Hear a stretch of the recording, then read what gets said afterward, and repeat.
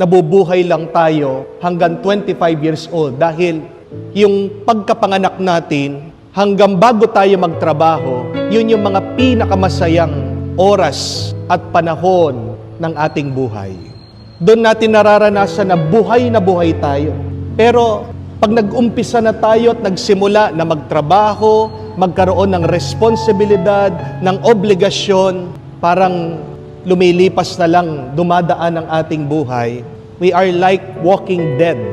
Buhay ka pero sa iyong kaloob-looban, patay ka talaga. At tayo ay nililibing pag tayo'y matanda. Ang tanong, paano ba mabuhay na payapa? How can we live more peacefully? How do you live a peaceful life? Dalawang paraan po. Una, always live in the present. Mabuhay ka sa kasalukuyan. May